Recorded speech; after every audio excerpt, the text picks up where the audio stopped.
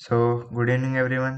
I am Shubham Dabir और आज हम डिस्कस करने वाले हैं एडवांस साइंसेस के एप्टीट्यूड 20 के पेपर के क्वेश्चंस को। तो विदाउट एनी डिले चलिए स्टार्ट करते हैं। फर्स्ट क्वेश्चन इंग्लिश से। इसमें जो बात है ना, आप अगर सर्च करेंगे कॉन्फर्ड के साथ हमेशा आता है ऑन।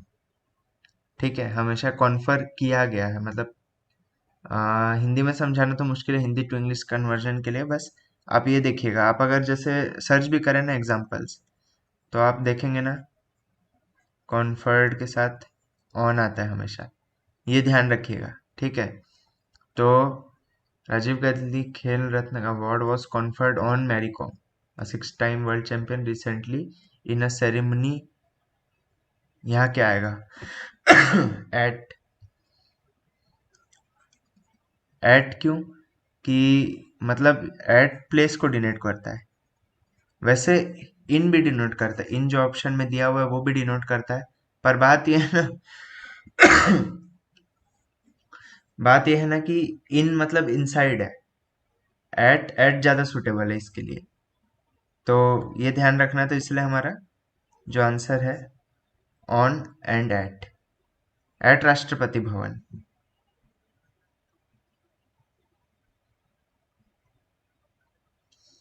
नेक्स्ट क्वेश्चन अगर अगेन इंग्लिश से है। Despite a string of poor performance, इसमें जो एक इम्पोर्टेंट वर्ड है वो है डिस्पाइट। ठीक है, despite string of poor performance the chances of KL Rahul. इसका मीनिंग क्या है ना, ये वर्ड क्यों इंपॉर्टेंट है डिस्पाइट? क्योंकि यहां से ना डिनोट करता है कि डिस्पाइट का हम मीनिंग होता है कि मान लीजिए despite this I did that, मतलब ये होता है कि अपोजिट। मतलब क्या अपोजिट? सिचुएशन, सिचुएशन अपोजिट थी and what happened was completely opposite. मतलब सिचुएशन कुछ और थी पर हुआ कुछ और ही। ठीक है, तो डिस्पाइट तब यूज किया जाता है। तो यहाँ क्या दिया हुआ है, देखिए यहाँ पे दिया हुआ है उसकी परफॉर्मेंस पुअर थी। तो देखिए सिचुएशन है पुअर, उसका हमको अपोजिट ढूंढना है कि अपोजिट क्या होगा। The chances of KL Rahul selection in team are. तो स्लिम, स्लिम का मतलब है कि वीक चांसेस, मतलब स्लिम मतलब पतला होता है ना, तो वीक चांसेस है, तो ये तो नहीं है। क्योंकि अगर परफॉर्मेंस पुअर है तो हम जब डिस्पाइट यूज कर रहे हैं, दैट मीन्स जो यहाँ वर्ड आना चाहिए वो है कि ये ऐसा डिनोट करे कि उसके चांसेस अच्छे हैं। ब्राइट, ब्राइट सूट करता है, हाँ। ब्राइट का मतलब है अच्छे चांसेस। ऑब्वियस भी सूट कर सकता है कि ऑब्वियस मतलब एकदम ही ऑब्वियस है कि उसको सिलेक्ट होना ही है। अनसर्टेन अगेन नेगेटिव डिनोट करता है। ठीक है, कि हमको मतलब हमको तो यहाँ पॉजिटिव वर्ड चाहिए ना, क्योंकि पुअर है, पुअर परफॉर्मेंस है और डिस्पाइट दिया, तो यहाँ पे जो है हमको पॉजिटिव होना चाहिए। तो अब ऑब्वियस क्यों यूज नहीं होगा, नेक्स्ट क्वेश्चन ये है कि अगर देखिए ऑब्वियस होता तो डिस्पाइट क्यों यूज करता है। मतलब अब देखिए ऑब्वियस हम कब बोलेंगे कि मतलब हमको पूरा समझ में आ रहा है कि एकदम क्लियर कट है, क्लियर कट है कि वो होने वाला है। तो ये कब कौन सी सिचुएशन में होता है एकदम ऑब्वियस कि उसकी परफॉर्मेंस पुअर की जगह ग्रेट होती। मतलब कि the chances of KL Rahul selection in team are obvious because he performed great, अगर ये होता। समझ रहे हैं ना कि ग्रेट उसकी परफॉर्मेंस है, ऑब्वियस मतलब तब है कि जब मैच कर रहा है। यहाँ पे क्या है, देखिए हमको अपोजिट है ना डिस्पाइट के कारण। तो अगर उसके चांसेस ऑब्वियस कब होंगे, आप सोचिए लॉजिकली। ऑब्वियस चांसेस तभी होंगे कि हाँ वो कंटिन्यूस अच्छा परफॉर्म कर रहा है, तो उसके चांसेस ऑब्वियस है ना। पर यहाँ तो उल्टा है, यहाँ परफॉर्मेंस पुअर है। पुअर है। और एक और चीज है यहाँ पे, देखिए यहाँ पे है चांसेस। ठीक है, अगर ऑब्वियस ही है तो चांसेस नहीं है ना। ऑब्वियस का मतलब क्या हो गया, ऑब्वियस मीन्स 100%। ठीक है, एकदम श्योर है। ब्राइट का क्या मतलब है, ब्राइट डिनोट करता है कि their chances are pretty good, chances are good, मतलब हो सकता है 70% चांस हो सिलेक्ट होने का। मतलब पॉजिटिव डायरेक्शन में ही रहेगा पर 100% नहीं रहेगा। इसलिए इसको भी एलिमिनेट कर सकते हैं। ठीक है, ऑब्वियस को एलिमिनेट कर सकते हैं, ब्राइट हमारा सही आंसर रहेगा, क्योंकि रीजन अगेन वही है, डिस्पाइट है, तो हमको यहाँ जो वर्ड चाहिए था अपोजिट चाहिए था, पुअर के अपोजिट। ठीक है, एंड सेकेंड थिंग कि अगर चांसेस बोल रहा है दैट मीन्स कि श्योर नहीं है ना, अगर श्योर नहीं है तो ऑब्वियस कैसे बोल सकते हैं हम, तो ये लॉजिक के कारण हमने बेस्ट आंसर चूज किया। मैं बोला ना, देखिए दोनों पॉजिटिव वर्ड थे, ब्राइट भी पॉजिटिव वर्ड है, ऑब्वियस भी पॉजिटिव वर्ड है, पर यही है कि ब्राइट ज्यादा सूट करता है यहाँ पे। कई बार आपको टू आंसर्स भी करेक्ट लगे, but you have to search for more correct answer, बात यही है।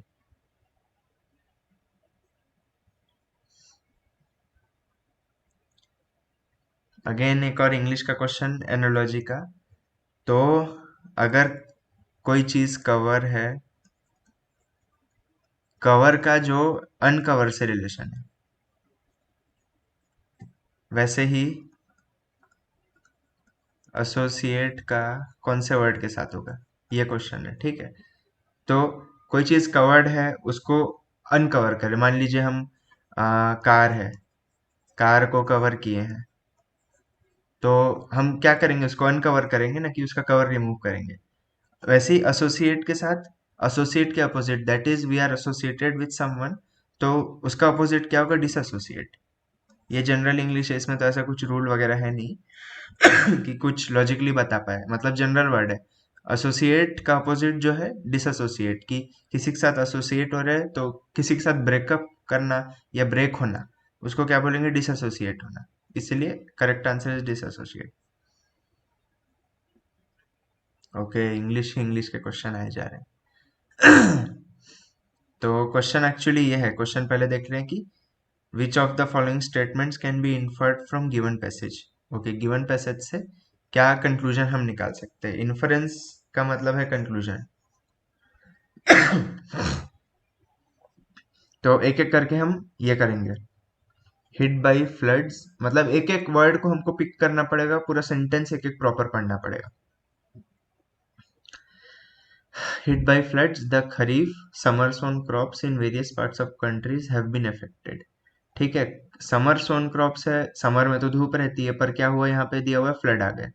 ठीक है, इसको हाईलाइट करते चलते हैं, यहाँ फ्लड आ गए, और ये समर के क्रॉप्स है। ठीक है, ये इंपॉर्टेंट है। Officials believe that loss in production of kharif crops can be recovered in output of rabi winter sown. Okay, यहाँ पे विंटर क्रॉप्स में रिकवरी कर सकते हैं। ठीक है, so that the country can achieve its food grain production of 291 million ton per year. मतलब यहाँ क्या बोल रहा है, पॉजिटिव दिखा रहा है कि अगर यहाँ कंपनसेट कर लिए तो अचीव अचीव हो जाएगा। They are hopeful that good rains in July August will help soil retain the moisture for a longer period. यहाँ एक और है, दे आर होपफुल, मतलब उनको होप है, कंफर्म तो कोई बता नहीं सकता कि कब बारिश होने वाली, क्या even with most advance technologies भी कोई कंफर्म नहीं है, तो इसलिए वो होपफुल है। ये सारे मतलब की वर्ड्स है, इसलिए मैं इनको हाईलाइट कर रहा हूँ। आपको एग्जाम में भी यही करना है, आप वहां तो पेन पे वो नहीं कर सकते, पर एटलीस्ट हाईलाइट करके चलना है कि हमको क्या क्या चीजों पे फोकस करना है। Will help soil retain moisture for longer period, helping winter sown crops such as wheat pulses during November February period. ठीक है, तो देखते हैं अभी क्या क्या स्टेटमेंट दिए हुए हैं यहाँ पे। Officials declared that food grain production target will be met due to good rains. तो अभी देखिए, जितना हमने पढ़ा, जितना हमने की पॉइंट नोट किया, यहाँ दिया हुआ डिक्लेयर्ड। ठीक है, एक एक वर्ड इंपॉर्टेंट है। यहाँ दिया हुआ डिक्लेयर्ड, पर ऐसा नहीं है ना, दे आर होपफुल। यहाँ देखिए,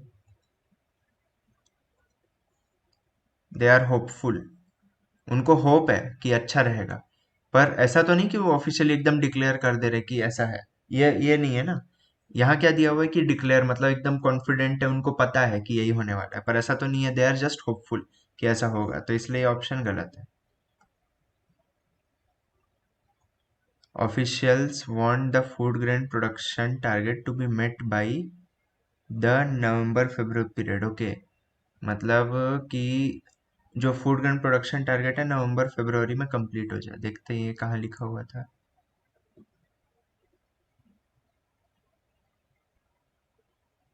ओके, यहाँ पे देखिए, यहाँ पे जो दिया हुआ है कि यहाँ से पढ़ते हैं, officials believe that loss in production of kharif crops can be recovered in the output of Rabi so that the country can achieve its food grain production target of 291 million ton year crop year 2019। यहाँ दिया हुआ है देखिए, जुलाई जून, मतलब ये जुलाई जून का target है, ठीक है ना। यहाँ देखिए लिखा हुआ है प्रोडक्शन टारगेट जो है ऑफ ईयर जुलाई जून का टारगेट है, और यहाँ पे क्या दिया हुआ है हमको कि नवंबर फरवरी में मीट हो जाएगा। तो हमको तो ऐसा एक्चुअली पता नहीं है, ऐसा हमको कुछ भी बोला नहीं गया है, तो इसको क्रॉस करना है। मतलब वहां पे हमको कोई एक्स्ट्रा नॉलेज यूज नहीं करनी है, कोई कुछ नहीं करना, जस्ट जो गिवन दी हुई ये चीजें उनको फैक्ट्स मानना है, ठीक है। अब यहाँ देखते हैं, officials feel that food grain production target can not be met due to floods. तो ऐसा तो नहीं है ना, फ्लड आया है, हाँ फ्लड आया है, क्रॉप्स अफेक्ट हुए हैं, देखिए क्रॉप्स यहाँ पे अफेक्ट हुए हैं, पर उन्होंने क्या बोला है कि वी आर होपफुल, कहाँ गया, हाँ दे आर होपफुल, मतलब वो पॉजिटिव है कि हो जाएगा, ठीक है। दे आर, मतलब यहाँ क्या दिया हुआ है, ये होपफुल है, that is they are positive कि हो जाएगा, वो मीट हो जाएगा टारगेट। पर यहाँ क्या दिया हुआ है, that target can not be meet met, और उनको लग रहा है कि target can not be met, तो ऐसा भी नहीं है कि वो तो होपफुल है टारगेट मीट हो जाएगा। फिर नेक्स्ट जो है, officials hope that food grain production target will be met due to good rabi procedure, rabi produce, ये गेट नहीं आना चाहिए, due to good rabi produce. तो देख लेते हैं कौन से क्रॉप्स हैं। तो रबी, हाँ, can be recovered in the output of rabi. यहाँ क्या हुआ देखिए, खरीफ क्रॉप्स जो है वो वीक पड़ गए, वो उनमें प्रोडक्शन प्रॉपर नहीं हुआ। यहाँ पे क्या दिया है अगर हम रबी का आउटपुट बढ़ाए, रबी का आउटपुट बढ़ाए तो इसका जो खरीफ क्रॉप्स है उनको कंपनसेट कर सकते हैं, उनका लॉस कंपनसेट कर सकते हैं, और एग्जैक्ट यहाँ ये लिखा हुआ है, target will be met due to good rabi produce, मतलब रबी प्रोड्यूस अगर अच्छा हुआ तो टारगेट मीट हो जाएगा। तो ये इसलिए ये हमको पैसेज से पता चल रहा है कि ये ट्रू है।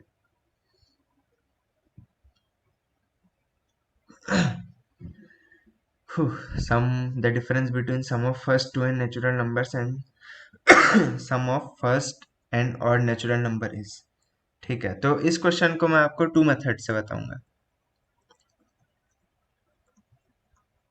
ठीक है। फर्स्ट मेथड जो है फॉर्मूला बेस्ड, जिनको फॉर्मूला याद है, तो देखिए फर्स्ट एन नेचुरल नंबर्स का क्या होता है, n into n plus one by two, first n natural numbers का सम, ठीक है। अगर नेचुरल नंबर्स टू एन है तो क्या हो जाएगा, टू एन, मतलब जहां भी एन है वहां टू एन कर देना है, two n plus one by two, that is क्या आया, एन स्क्वायर प्लस एन, कितना है ये, two n square, sorry two n square plus n, ठीक है। ये हुआ first two n natural numbers का।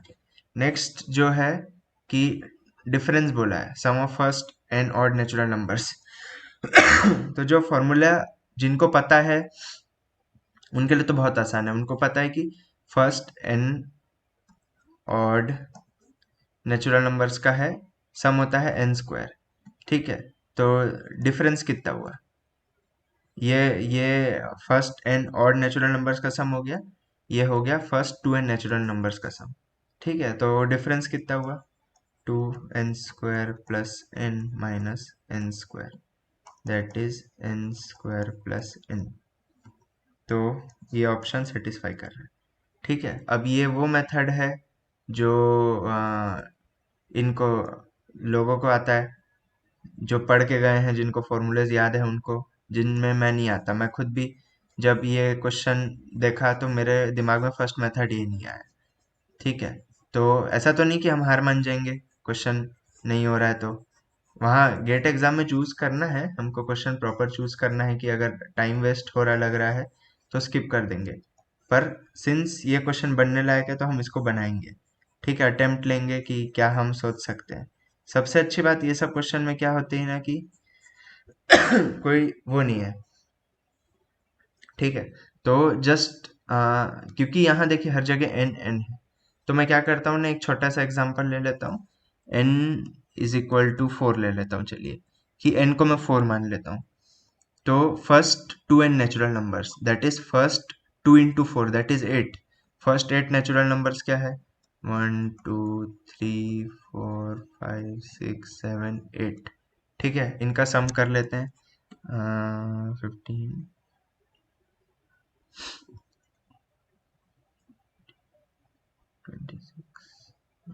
36, इनका सम आया 36, ठीक है। अब first and odd natural numbers, तो फर्स्ट ऑड नेचुरल नंबर्स क्या क्या हम रहेंगे? 1 3 5 7, इनका सम कर लेते हैं, 12 और ये 16, ठीक है। अब इनका डिफरेंस कितना आ रहा है? 20। हमको ये तो निकालना पड़ा था डिफरेंस है, पर अब मैं हमको यहाँ तो आंसर कोई दिया नहीं है ना कि इनकी कोई पर्टिकुलर वैल्यू, हमको फॉर्मूलेस दिए हुए हैं। तो मैं n is equal to 4 put करके देखता हूँ। यहाँ n is equal to 4 put करूंगा तो 16 माइनस 4 12 आया। यहाँ n is equal to 4 put करके देखा तो 16 प्लस 4 20 आया, ठीक है। यहाँ पे पुट करके देखूं तो 32 माइनस 4 28 आया, ठीक है। और यहाँ पे पुट करके देखो तो 32 + 4 36 आया, ठीक है। अभी देखिए हमारा आंसर आया था 20, तो यहाँ से मैच कर रहा है, ठीक है। तो ये इजियर इजियर मेथड है। अगर मैं बताया ना, मैं होता मेरे को एग्जाम में लिटरली मेरे को फॉर्मूला नहीं पता था कि ऑड नेचुरल नंबर्स का सम n² होता है, ठीक है। डिराइव कर सकते हैं, वो सब देख सकते हैं। तो मैं डायरेक्ट इस आंसर पे नहीं पहुंच पाता, कि ऐसे नहीं बोल पाता कि n² + n नंबर है जैसे अभी हम डिराइव किए, वैसा नहीं कर पाता। पर एटलीस्ट मेरे पास ये वेपन है ना कि मैं n को पुट करूं। वैसे ही आप ट्राई करेंगे ना, कभी कभी ये भी हो सकता है कि ना, मान लीजिए n is equal to 3 put किए, तो ये भी सही आ रहा है, ये भी सही आ रहा है, नीचे वाला बी और सी दोनों सही आ रहे हैं। उस केस में ये नहीं करना है कि दोनों बोथ आर करेक्ट। ये इसका मतलब क्या है, इस एक्सप्रेशन का मतलब for any any value of n ये करेक्ट होना चाहिए, करेक्ट होने का मतलब है। ऐसा मतलब नहीं है कि n इज इक्वल टू 3 मारे तो दो ऑप्शन करेक्ट हो रहे हैं, n इज इक्वल टू 4 मारे तो एक ही ऑप्शन करेक्ट हो रहा है, ठीक है। मतलब बी और सी यहाँ करेक्ट हो रहे हैं और यहाँ पे सिर्फ बी करेक्ट हो रहा है, ठीक है, n इज इक्वल टू 4 में। दैट डजेंट मीन कि सी सही है, सी गलत है। क्यों? क्योंकि n इज इक्वल टू चाहे 4 हो, चाहे 1000 हो, चाहे 5 लाख हो, कोई किसी से फर्क नहीं पड़ता। It should always be like this कि सी को हर ऑप्शन सेटिस्फाई करना चाहिए for every value of n, पर ऐसा नहीं है। वो ऐसा कौन सेटिस्फाई कर रहा है? बी, इसीलिए बी हमारा आंसर है।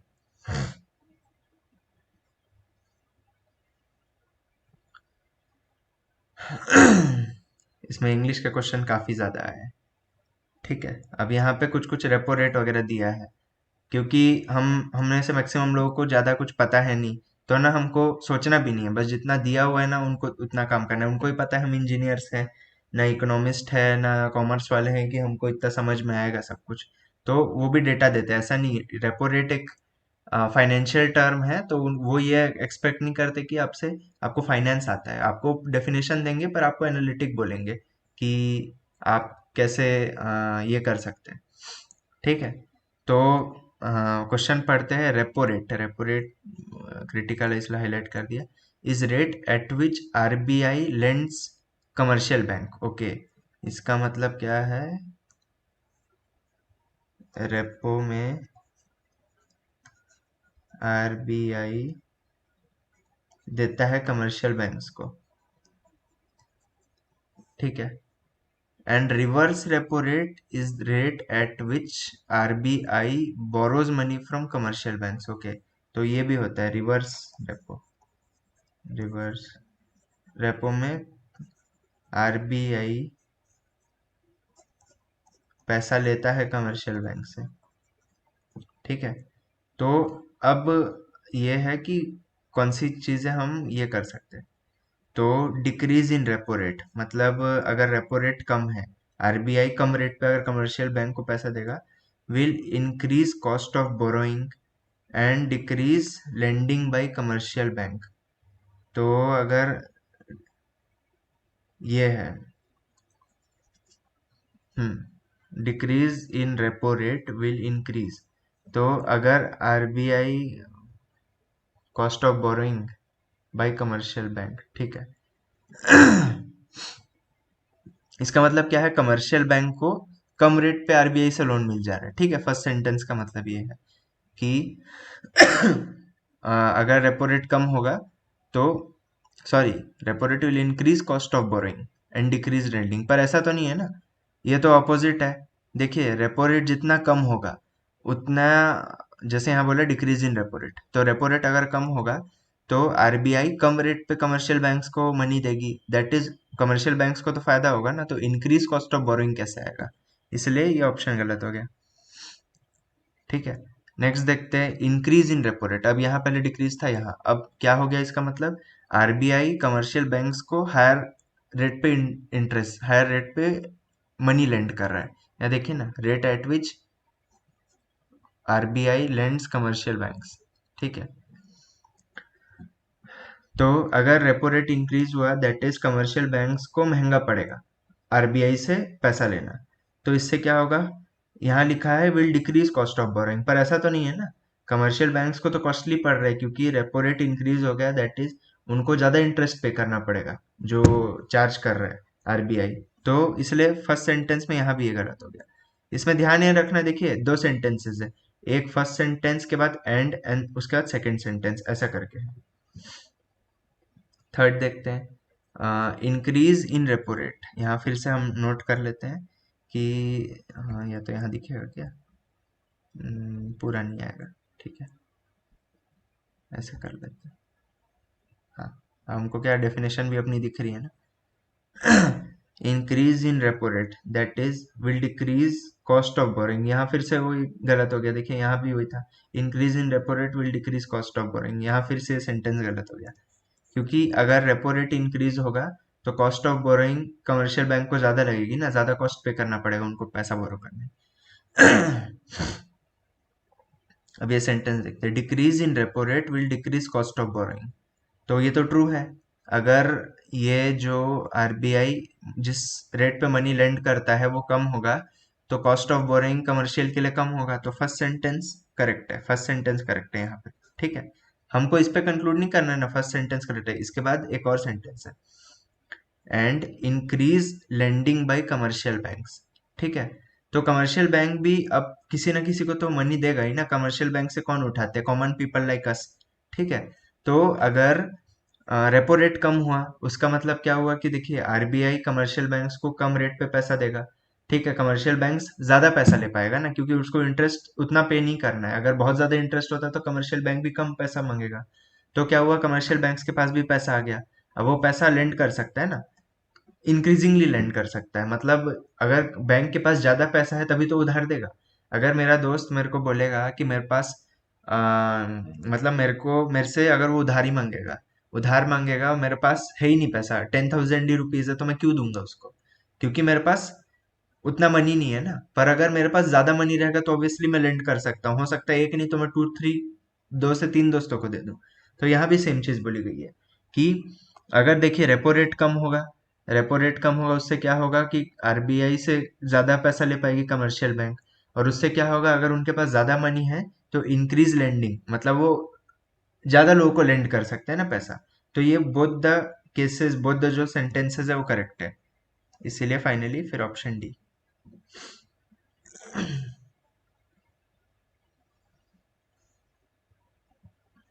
ओके, ये परम्यूटेशन कॉम्बिनेशन का क्वेश्चन है। तो यहाँ सबसे पहले मैं जो करता हूँ ना, काउंट करता हूँ कि कितने पीपल है, सर्कुलर टेबल है और 8 पीपल है,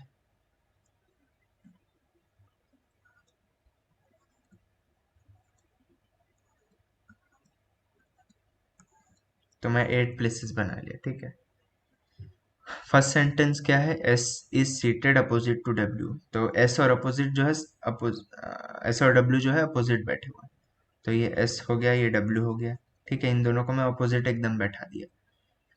you is seated at the second place to the right of R, तो यहाँ प्रॉब्लम क्या है इस सेंटेंस में ना, कि हमको आर की ही प्लेस नहीं पता, तो मैं यू की प्लेस कैसे, देखिए यू की जो प्लेस है वो डिपेंडेंट है आर पे, दैट इज आर से सेकंड राइट में।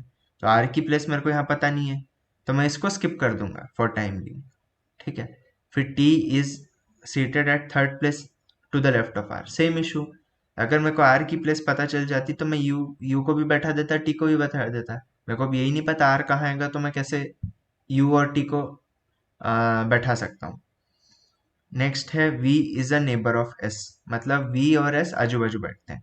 तो चलिए ये अज्यूम कर लेते हैं, देखिए बोथ साइड्स है, यहाँ भी बैठ सकते हैं यहाँ भी बैठ सकता है, उससे आंसर में कोई डिफरेंस नहीं होने वाला। तो ठीक है, यहाँ पे मैं V को बैठा दिया। ठीक है। अब देखते हैं कि अब कैसे होता है। अभी देखिए हमको दो सेंटेंसेस, मैं क्या किया, ये वाले सेंटेंस का पूरा डेटा यूज कर लिया, ये वाले सेंटेंस का पूरा डेटा यूज कर लिया। अब हमको 2 और 3 का भी तो हमको डेटा दिया हुआ है ना, उसको भी हम प्रॉपर यूज करेंगे ताकि सर्टेनिटी से बता पाए कि कौन कहाँ बैठने वाला है। तो U is seated second place to the right of R। तो चलिए हिट एंड ट्रायल करते हैं। R को अगर मैं यहाँ बैठा हूँ, ठीक है, मैं मार्क नहीं कर रहा क्योंकि वो क्या बहुत सारा कैलकुलेशन रहेगा ना।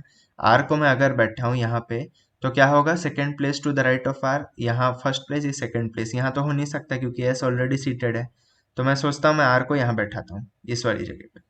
तो यहाँ पे क्या है, फिर से देखिए, first second, second to the right of R, फिर से फील्ड है, फिर से कोई ना कोई बैठा हुआ है। ठीक है, तो यहाँ तो अब आर बैठेगा नहीं क्योंकि यहाँ डब्ल्यू बैठा है। यहाँ देखता हूँ, मैं यहाँ ट्राई करता हूँ। अगर मैं आर को यहाँ बैठा हूँ तो सेकेंड प्लेस, ये देखिए फर्स्ट प्लेस राइट, ये सेकेंड प्लेस राइट, तो यहाँ जम रहा है। आर को अगर मैं यहाँ रखूँ तो मैं यू को यहाँ बैठा सकता हूँ। पर अभी देखते हैं, हमको टी को भी सिट करना है ना, टी को भी बैठाना है। तो कैसे करेंगे, अब देखिए third to the left, R का लेफ्ट क्या है, 1 2 3, यहाँ तो एस ऑलरेडी सीटेड है। तो ऑब्वियसली ये कंडीशन फेल हो जा रही है। एक कंडीशन, यहाँ आर अगर बैठा है तो यू यहाँ रहेगा, वो सेटिस्फाई कर रहा है, पर जो टी है थर्ड लेफ्ट में वो सेटिस्फाई नहीं कर रहा है, इसलिए यहाँ भी हम आर को नहीं बैठा सकते, यहाँ भी नहीं बैठाएंगे, यहाँ भी नहीं बैठाएंगे, यहाँ भी नहीं बैठाएंगे। नेक्स्ट मैं देखता हूँ आर को, मैं सोचता हूँ यहाँ बैठा हूँ, तो सेकेंड टू द राइट में जगह खाली नहीं है, ये फर्स्ट राइट ये सेकेंड राइट, यहाँ तो यू को बैठना है, यहाँ जगह खाली नहीं है, तो यहाँ भी मैं बैठा नहीं सकता। अब एक एक वन एंड ओनली जो पॉसिबिलिटी है वो यहीं पे है बैठाने की। यहाँ देखते हैं, आर को मैं अगर यहाँ सिट करूँ तो क्या होगा, सेकेंड टू द राइट, तो ये फर्स्ट राइट ये सेकेंड राइट, यहाँ पे है तो हाँ यहाँ पे यू को बैठा सकते हैं, तो चलिए यहाँ पे यू को प्लेस कर दिया। और third third place from the left, तो देखिए आर यहाँ है, ये फर्स्ट प्लेस ये सेकंड प्लेस ये थर्ड प्लेस, ये भी एम्प्टी है, तो चलिए यहाँ पे टी को बैठा देते हैं। तो इन ऑल देखिए आप, मैंने सारी कंडीशंस यूज कर ली, सारी कंडीशन सेटिस्फाई हो गई। ठीक है, तो हमको ये पता चल गया कि ये हमारा सीटिंग अरेंजमेंट है। ठीक है, ठीक है, ऐसे बैठे हुए हैं इन लोग। अब देखते हैं कि हमको दिया हुआ क्या है, इंफॉर्मेशन क्वेश्चन में क्या पूछा हुआ है। फिर से थोड़ा मिनिमाइज कर लेता हूँ। हाँ, अब यहाँ पे देखिए दिया हुआ है P is a neighbour of, हाँ सबसे इम्पोर्टेंट, उससे भी इम्पोर्टेंट देखिए क्वेश्चन क्या है, which of the following must be true, मतलब पक्का, फॉर श्योर ट्रू है एकदम, मस्ट भी मतलब होना ही चाहिए, which of the following true होना ही चाहिए किसको। ठीक है, तो इसमें क्या बोल रहा है, P is a neighbour of R। तो देखिए अभी हमारे पास कौन कौन से दो लोग बैठे बचने, जिनको मैं सीट नहीं करा पाया, P और Q। मतलब P यहाँ आ सकता है, Q यहाँ आ सकता है, या तो Q यहाँ आ सकता है, P यहाँ आ सकता है। ठीक है, दोनों चांसेस है, तो उसके हिसाब से हम ऑप्शन एक्सप्लोर करेंगे। तो P is a neighbour of R, तो देखिए अगर P यहाँ आता है तो फॉर श्योर ये करेक्ट हो जाएगा, पर ये पॉसिबल नहीं है ना, क्योंकि हमको सिर्फ इतना डेटा दे हुआ है, जो 4 सेंटेंसेस हैं हमको सिर्फ उतना डेटा दिया हुआ है और उनको हम यूज करके इतना बनाया हुआ है। उसके P और Q का तो देखिए मेंशन भी नहीं है कहीं, तो P और Q के प्लेस में तो सर्टेनिटी ही नहीं है कुछ भी। तो P यहाँ भी आ सकता है, यहाँ भी आ सकता है, तो फॉर श्योर मैं बोल नहीं सकता, इसलिए ये गलत हो गया। अब same here, Q is a neighbour of R, ये भी मैं फॉर श्योर बोल नहीं सकता क्योंकि P यहाँ आ सकता है, या तो यहाँ आ सकता है, Q यहाँ आ सकता है, या तो यहाँ आ सकता है, श्योरिटी नहीं है, इसलिए मैं इसको भी स्किप करता हूँ। P is not seated opposite to Q, तो देखिए यहाँ P बैठेगा अगर, ये Q, मतलब ये देखिए ये दो प्लेसेस उनके लिए खाली है, इस प्लेस का अपोजिट है यहाँ पे, एक इस प्लेस का अपोजिट है यहाँ पे, तो ये तो श्योर है कि P और Q जो है अपोजिट नहीं बैठने वाले, तो ये सेंटेंस ट्रू स्टैंड कर रहा है अभी तक। ठीक है, कि पी और क्यू कोई हालत में अपोजिट सिट नहीं करने वाले। अब क्या दिया है, R is left neighbour of S. तो देखिए आर इज, यहाँ तो राइट नेबर दिख रहा है, देखिए एस, एस अगर इधर देख रहा है, ठीक है, तो क्या होगा, R is right neighbour of S ना, तो इसलिए ये भी गलत है। ठीक है, एक और मैं एडिशनल इन्फॉर्मेशन दूंगा। अगर देखिए आप चाहे तो पोजीशन ऐसा भी चेंज कर सकते हैं। जस्ट फर्स्ट सेंटेंस में हमने क्या था, एस इज सीटेड, सॉरी ये वाला sentence, V is neighbour of S, हमने क्या किया, एस को वी का नेबर बनाया, एस और वी को नेबर बनाया, दैट इज मैंने इसको यहाँ प्लेस किया। चाहते तो आप वी को यहाँ भी प्लेस कर देते, तो मे बी आर यहाँ आ जाता। तो अगर वो कंडीशन होती तो क्या होता कि डी, डी जो ऑप्शन है वो सही स्टैंड करता। पर मैं बोला ना कि देखिए यहाँ पे दिया हुआ है must be true, that is in any condition true होना चाहिए। तो हमारे पास कंडीशंस तो दो बन रही ना, वी यहाँ भी आ सकता है, यहाँ भी आ सकता है। ठीक है, इसीलिए ये ऑप्शन उस केस में भी गलत रहेगा। हमको सारी पॉसिबिलिटीज चेक करनी है एक्चुअली। आप जो अगर वैसा डायग्राम बनाते, वी को अगर लेफ्ट में बैठाते, वी को अगर राइट में बैठाते एस के, तब ये ट्रू हो जाता, but not necessary always true. पर ये तो हमको पता चल गया ये ऑलवेज ट्रू रहने वाला है। आपको आइडियली क्या है, दोनों कंडीशंस ये करनी चाहिए, ड्रॉ करनी चाहिए, उसके बाद आंसर निकालना चाहिए। तो मैं जैसे ड्रॉ कर ही देता हूँ कि ना हम क्यों पॉसिबिलिटी छोड़े, पर इतना एक्सप्लेन नहीं करूंगा, इसको थोड़ा जल्दी वो कर लूंगा। ठीक है, ये 8 प्लेसेस हो गई, एस और डब्ल्यू को हमने सिट किया, फिर वी इज नेबर। तो इस बार देखिए वी इस साइड था, मैं वी को यहाँ प्लेस करता हूँ। अब मैं फिर से देखता हूँ ये जो दो कंडीशन है उनको सेटिस्फाई करनी, आर कहाँ आ सकता है, आर के राइट में, यहाँ नहीं आएगा, यहाँ नहीं आएगा, यहाँ,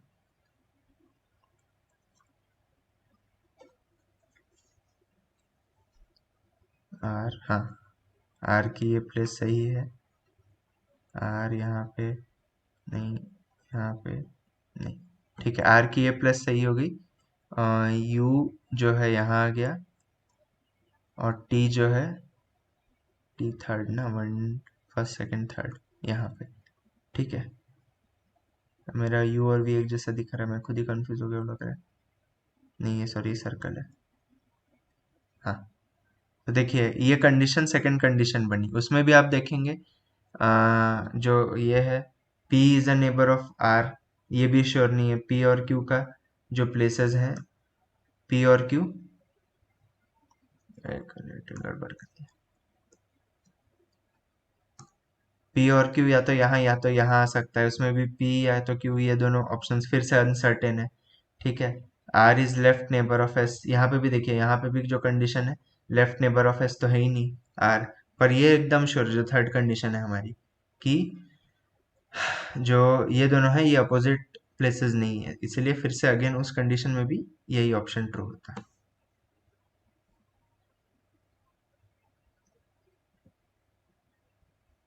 ओके, यहाँ पे दिया हुआ है दिल्ली और आगरा का डिस्टेंस, तो मैं मानता हूँ कि चलिए ये दिल्ली, ये आगरा, बी स्टार्टेड।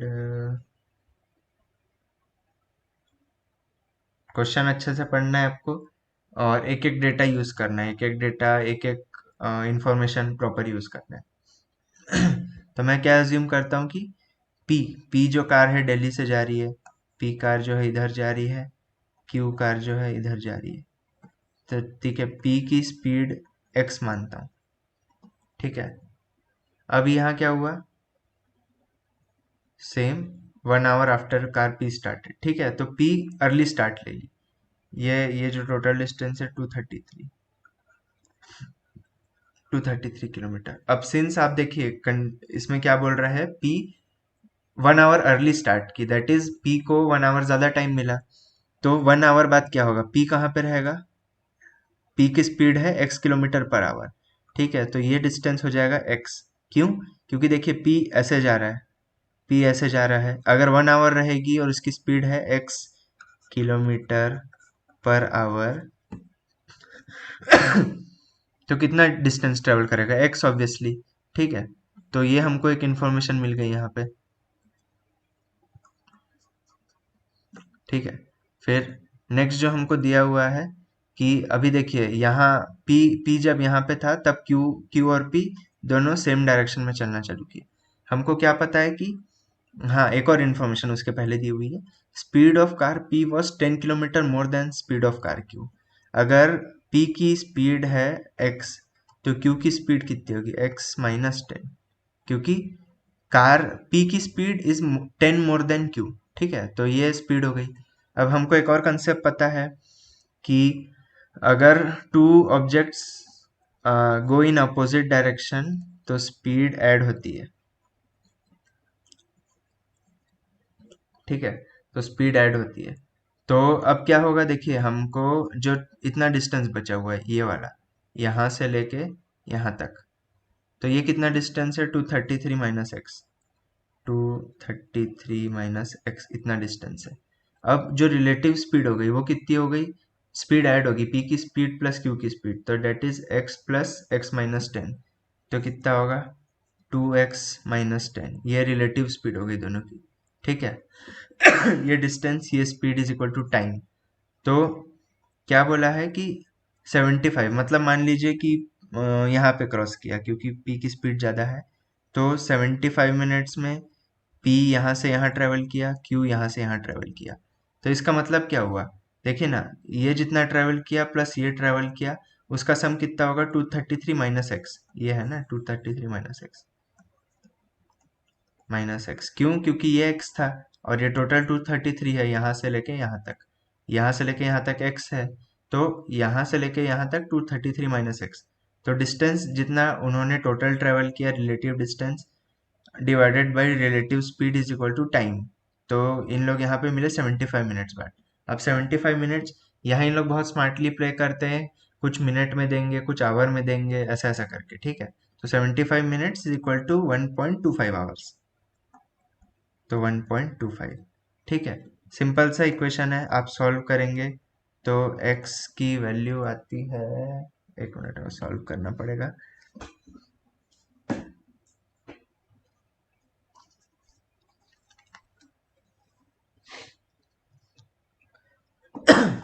x की वैल्यू आती है 70.14। ठीक है, पर हमको क्वेश्चन में क्या पूछा है? How many kilometres car Q had travelled. ठीक है, ये नहीं पूछा कि स्पीड कितनी थी। ठीक है, अब x मतलब अब कार पी की स्पीड हो गई 70.14, तो कार क्यू की कितनी होगी? 10 लेस है ना, तो 60.14। ठीक है। अब देखिए क्वेश्चन में हमको पूछा गया है ये वाला डिस्टेंस, इसको मैं अलग पेन से कर देता हूँ। ये वाला डिस्टेंस, ये जितना डिस्टेंस है ये कितना है?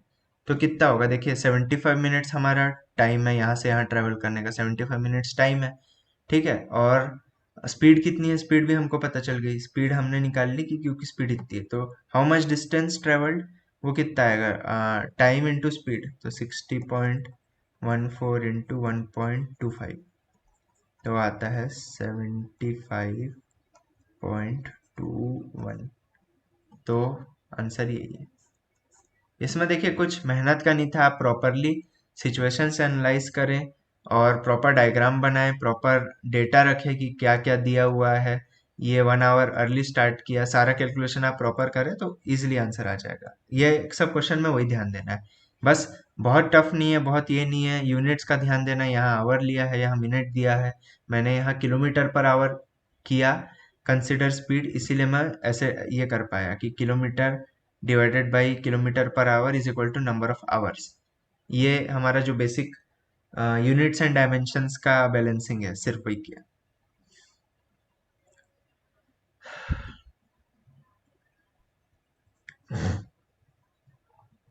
तो एक मैट्रिक्स दिया हुआ है जिसकी कंडीशन ये दी हुई है ऐसे।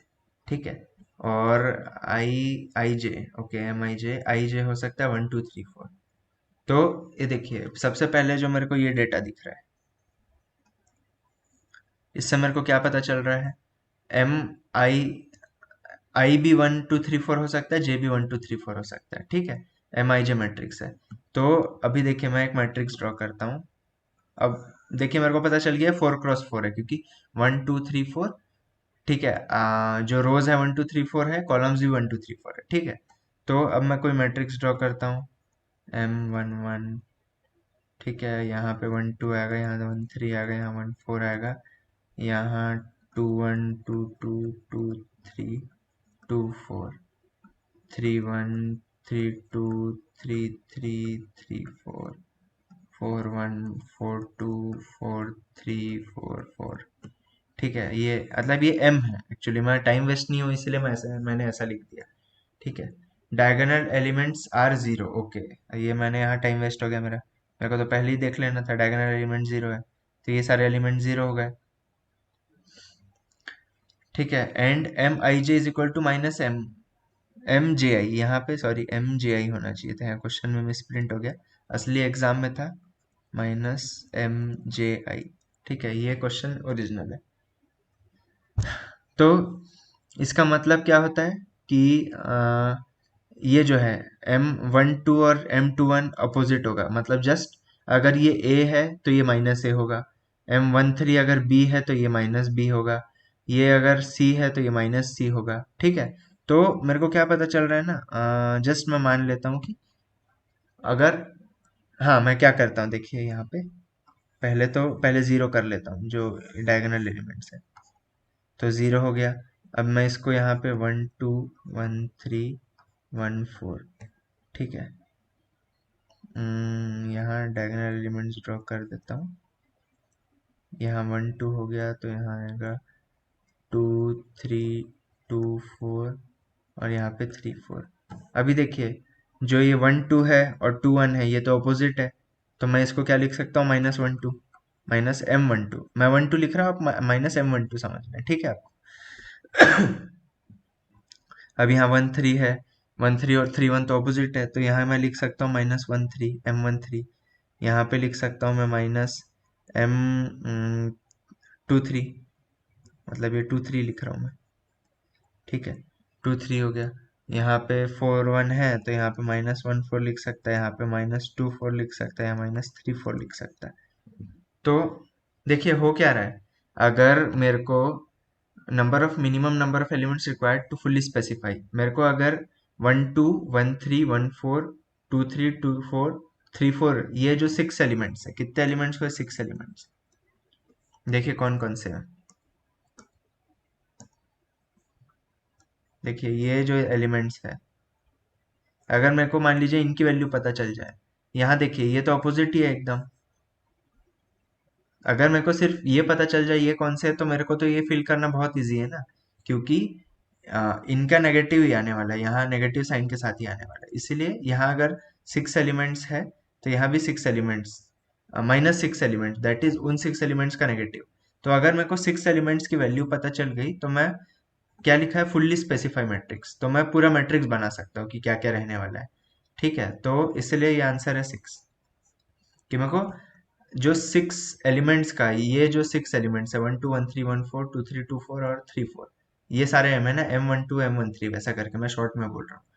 तो अगर ये 6 एलिमेंट्स की वैल्यू पता चल जाए, ये तो जीरो हो गया, और यहाँ पे जस्ट मैं माइनस साइन करके डाल दूंगा, तो मेरे को पूरा मैट्रिक्स ही पता चल जाएगा, तो इसलिए आंसर है 6, वही हमको क्वेश्चन में पूछा हुआ था।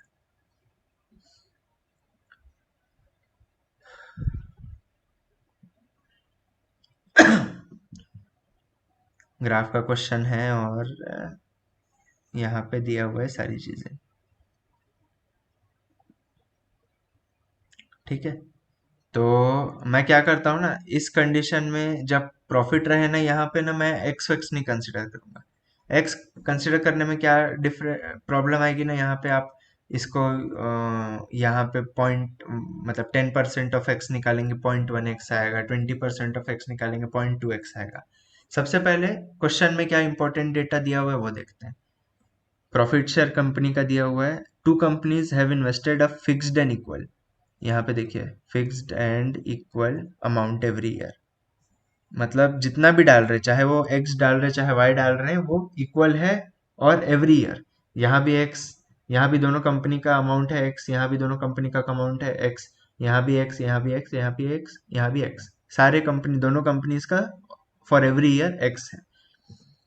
Then ratio of total revenue, ठीक है, revenue, okay, ratio of revenue पूछा है for P is to Q, ठीक है, ये भी ध्यान रखना। कई बार क्या होगा ना, क्यू इज टू पी दे देगा, यहाँ ऑप्शन उल्टा कर देगा, आप सब फंस जाएंगे। वो होने नहीं देना है। देखिए ऑप्शंस फ्रेम भी वैसी कि आप देखिए 16:17 को 17:16, 17:15 को 15:17 कर दिया है। ये सारी प्रॉब्लम्स है, इसीलिए ध्यान से देखना है सबको। तो इस केस में क्या है ना, मैं x की जगह, क्योंकि मेरे को कुछ नहीं दिया है, मेरे मेरे पास कोई रेस्ट्रिक्शन है नहीं, तो मैं क्या करता हूँ ना, मैं मान लेता हूँ कि जो इनका, हाँ, उसके पहले भी रेवेन्यू, रेवेन्यू क्या होता है? रेवेन्यू इज इक्वल टू जितना इन्वेस्ट किए प्लस प्रॉफिट। अगर मैं कोई दुकान चला रहा हूँ, मान लीजिए किराना दुकान चला रहा हूँ, मैं इन्वेस्ट किया, मैं आटा खरीदा, मैं तेल खरीदा, मैं साबुन खरीदा, सारा मैं खरीदा, ठीक है। मेरे को टोटल पड़ा 1 लाख रुपीज, ठीक है, 1 लाख का मेरे को कॉस्ट पड़ा उनको परचेज करने में, ठीक है। मैं सेल किया सारी चीजें, मेरा पूरा टोटल सेल हो गया, मेरे को प्रॉफिट आया 20,000 का। तो मेरा रेवेन्यू क्या होगा? जितना मेरा इन्वेस्टेड है प्लस मेरा जितना प्रॉफिट है, दैट इज 1.2 लाख। तो revenue is equal to investment plus profit. तो चलिए, मैं यहाँ पे ना, सबसे मेरे को अच्छा क्या लगता है, देखिए परसेंटेज का मतलब यही होता है। देखिए यहाँ पे दिया है प्रॉफिट परसेंटेज ना, यहाँ देखिए प्रॉफिट परसेंटेज दिया हुआ है। परसेंटेज का मतलब होता है पर सेंचुरी। सेंचुरी का मतलब होता है 100, हर 100 का। तो मैं क्या करता हूँ ना, मैं मान लेता हूँ कि जो उन्होंने इन्वेस्ट किया वो 100 है, दोनों कंपनीज ने ₹100 इन्वेस्ट किया एवरी ईयर। ठीक है, अब इन्वेस्ट 100 किया और हमको तो प्रॉफिट दिख रहा है। 100 लेने से क्या है ना, कैलकुलेशन बहुत इजी पड़ जाता है, अभी आपको दिखेगा। तो ठीक है, यहाँ पे मैं मानता हूँ कंपनी पी, यहाँ पे कंपनी क्यू, ये ईयर है 2013, ठीक है। ₹100 इन्वेस्ट किया, तो कंपनी पी का रेवेन्यू कितना है? 100 प्लस 10% ऑफ 100, दैट इज वो भी 10 आएगा। तो रेवेन्यू कितना आएगा? 110। क्यू कंपनी का कितना है? यहाँ 20 है, तो रेवेन्यू कितना आएगा? 100 प्लस 20, दैट इज 120। अब 2014 में जाते हैं, यहाँ पे कितना है? अब देखिए यहाँ पे ट्रिक क्या है, ट्रिक क्या, जो हमको क्वेश्चन में दिया हुआ है, हमको सेम हमेशा इन्वेस्टमेंट कंसिडर करना है। तो यहाँ 100 इन्वेस्ट किया कंपनी पी, तो उसका जो रेवेन्यू बना 100 प्लस 20% प्रॉफिट, जैसे 120, और यहाँ पे 30% प्रॉफिट, दैट इज 130। तो सेम हमको बस क्या करना है, कैलकुलेट करते जाना है। यहाँ तो ग्राफ हट गया,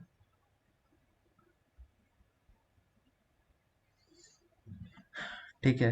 2015 में क्या होगा आप बताइए ना, यहाँ शॉर्टकट मारना चालू कर दीजिए आप। यहाँ होगा 140। देखिए कितना इजी कैलकुलेशन पड़ रहा है, मैं 40 मेरे को दिखता है, मैं सीधा 140 लिखता हूँ, ठीक है। यहाँ पे देखिए, यहाँ पे मेरे को 30 दिख रहा है, मैं सीधा 130 लिखूंगा, ठीक है। 2016 में यहाँ देखिए, यहाँ मेरे को 40 दिख रहा है, यहाँ 50 दिख रहा है, तो मैं रेस्पेक्टिवली 140 150 लिखूंगा। फिर 2017 में यहाँ मेरे को 50 दिखा और 60 दिखा, तो मैं 150 और 160 लिखूंगा। और यहाँ पे 40 दिखा, तो मैं 140 और यहाँ पे 160, 140 160। देखिए ये है पावर 100 की। ऐसे क्वेश्चन में अगर आप x लेंगे तो यहाँ पे 1.1x लिखेंगे, यहाँ 1.2x लिखेंगे, 1.4x लिखेंगे, ओवरऑल आंसर सेम ही आएगा, पर इजी नहीं रहेगा, ठीक है। अब हमको देखिए क्वेश्चन में क्या बोला था, total revenue of company P to total revenue of company Q, that is ये हमारा रेवेन्यू हो गया। कंपनी पी का रेवेन्यू निकालते हैं, कितना आता है, तो टोटल करते हैं, इनका रेवेन्यू आता है 800, इसका रेवेन्यू कंपनी क्यू का टोटल करेंगे, आएगा 850, ठीक है, ये रेवेन्यू। और अगर मैं बोला ना, अगर आप यहाँ पे 100 की जगह एक्स लेते तो यहाँ पे क्या आता, एक्स आता ना, तो हाँ 8x आता, यहाँ 8x आता, यहाँ पे 8.5x आता, ठीक है। तो अब हमको देखना है रेशियो कितना है। तो चाहे इसका 800:850 निकाले, चाहे 8:8.8x इंटू 8.5x निकाले, सेम ही आने वाला है। तो 800:850, that is 800 divided by 850 is equal to 16:17। 50 से डिवाइड कर दीजिए, इसको 50 से डिवाइड कीजिए, इसको 50 से डिवाइड कीजिए, 16:17, और यही हमारा आंसर है। तो यही था क्वेश्चन जो आई होप आपको प्रॉपर समझ में आया होगा। अगर किसी में डाउट है, आप टेक्स्ट में मैसेज कीजिए, कमेंट कीजिए इसी वीडियो पे, I will reply to that. और कुछ और डाउट रहता है तो मैं मतलब मेरा खुद का भी एक्चुअली टेलीग्राम ग्रुप है शुभम डबीर नाम से, तो आप उस पे जाके भी कमेंट्स कर सकते हैं। क्वेश्चन अगर पोस्ट करना है पोस्ट कर सकते हैं लिख के सॉल्यूशन, क्योंकि यूट्यूब पे कमेंट आप पोस्ट नहीं कर सकते ना सीधा। यूट्यूब पे मतलब कमेंट पोस्ट कर सकते हैं आप, सीधा इमेज पोस्ट नहीं कर सकते। इसलिए आपको अगर कुछ डाउट है तो आप टेलीग्राम वगैरह पे भी कांटेक्ट कीजिए, I will be available for you. तो थैंक यू। आई होप ये सेशन सक्सेसफुल रहा होगा, सबको समझ में आया होगा। तो चलिए मिलते हैं अगली बार।